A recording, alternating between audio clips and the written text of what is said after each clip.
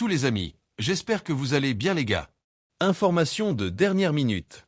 On vient tout juste d'apprendre que le ministre Quadio vient d'être convoqué par la justice ivoirienne. Les gars, les raisons pour lesquelles il est convoqué, je vais vous expliquer ça rapidement. On a tous vu récemment que Quadio avait tenu un discours très polémique, une sorte d'appel à la contestation. C'est-à-dire, il avait déclaré publiquement qu'il n'allait pas reconnaître certaines décisions officielles liées aux prochaines élections. Franchement, les gars, cette affaire est en train de prendre une tournure très sérieuse. Beaucoup disent que cette convocation est une réponse directe à ses propos récents. On va voir ensemble ce que ça va donner dans les heures qui suivent. Mais attention, ce n'est pas seulement une question de politique, c'est une démonstration de force. Et ça, tout le monde doit bien le comprendre. Alors restez connectés, parce que dès qu'il y a du nouveau, je vais revenir vous donner les détails. Le jour où les candidatures seront validées, ce jour-là, tous les maquis, tous les endroits de la Côte d'Ivoire soient bondés de monde. Sors ton maillot, c'est final là sans jouer. Quand ils vont voir le Diamanako qui est assis dehors, avec drapeau de Côte d'Ivoire, maillot de Côte d'Ivoire, tous les Ivoiriens doivent être dehors pour jeter ça dans vos quartiers comme final. On va voir s'il y a le droit ou bien si on est dans... Je vois déjà beaucoup de rigolos et de plaisantins commencer à faire des vidéos. Oui, Ziggy a été arrêté, il a fait quoi de mal, il défend la voix du peuple et autres. Ziggy, le petit Ivoiro-Burkinabé, résident en Côte d'Ivoire et ivoirien de nationalité, est un jeune homme qui a commencé à se faire connaître sur les réseaux en parlant des problèmes des Ivoiriens en tant qu'un cible activiste.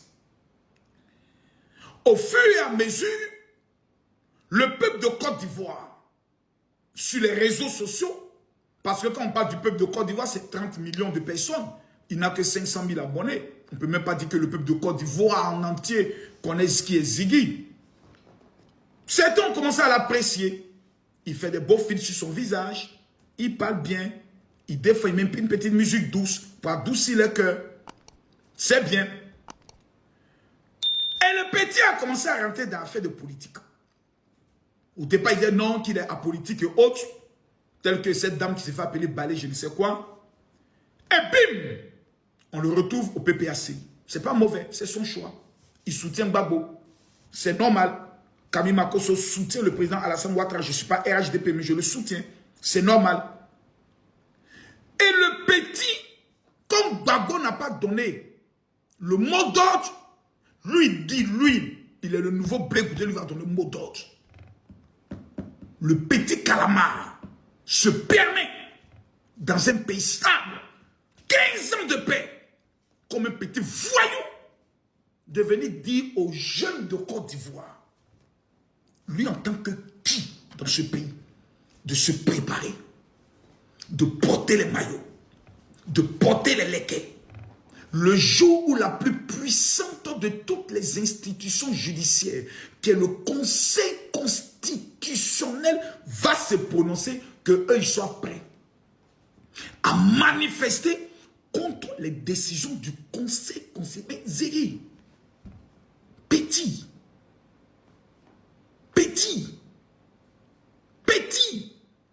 ah ouais, je ne sais pas qui t'a blagué au PPAC, qui a décidé de faire de toi le mouton des sacrifices. Voilà maintenant, Ziggy a été Siri, il va Nimi. Ziggy a été Siri et il va Nimi.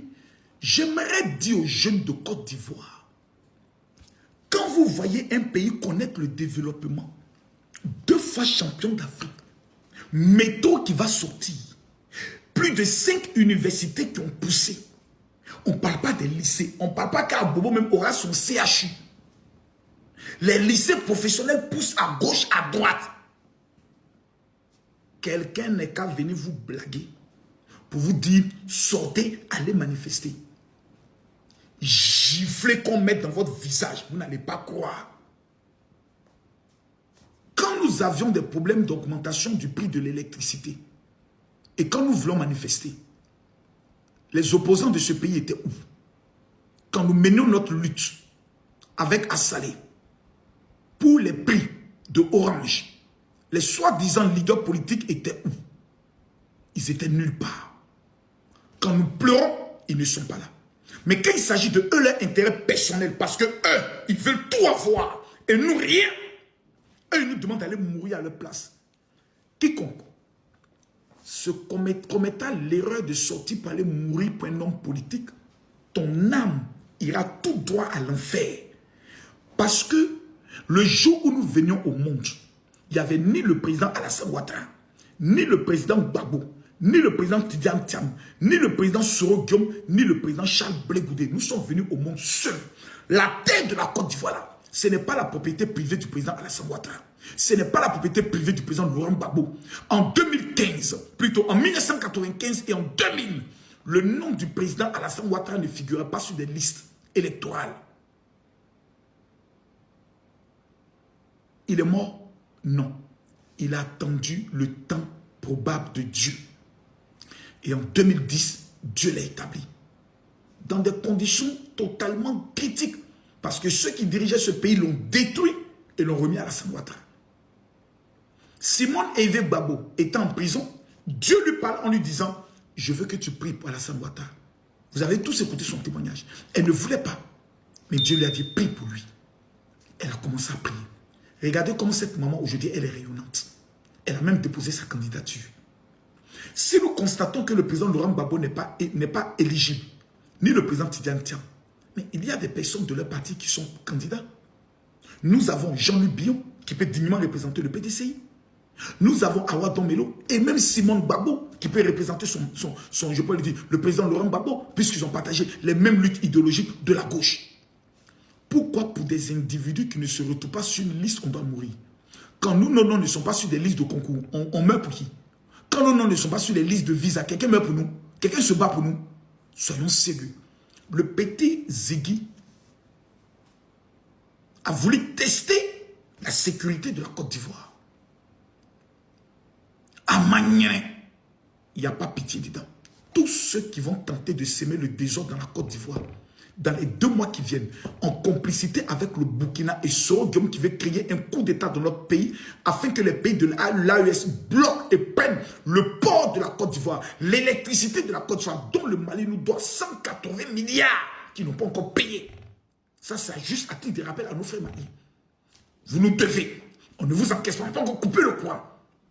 Les Burkinabés et leur petit président Ibrahim Traoré, le petit capitaine qui refuse maintenant d'aller au front, qui mange les poulets flambés et qui joue au football, veulent déstabiliser notre pays. Déjà 4 morts à nos frontières, victimes de ces VDP. Le peuple de Côte d'Ivoire doit ouvrir les yeux. L'histoire de Gbagbo n'est pas sur la liste. Préparez-vous et autres ne sont que des éléments pour fomenter un coup d'État dans le pays. Pour prendre le pays, le coller à l'AES, et les Burkinabés, les Maliens et les Nigériens vont diriger notre pays en contrôlant notre port. Faisons très attention. Soyons mobilisés et soyons déterminés. Tous les mouvements suspects que vous allez constater dans votre quartier, des gens qui sont dans les résidents, vous ne les connaissez pas, ils viennent d'arriver dans le quartier, ils sont bizarres, signalez-les à la police. Nous devons veiller sur la Côte d'Ivoire comme du lait au feu. À bon entendeur, salut.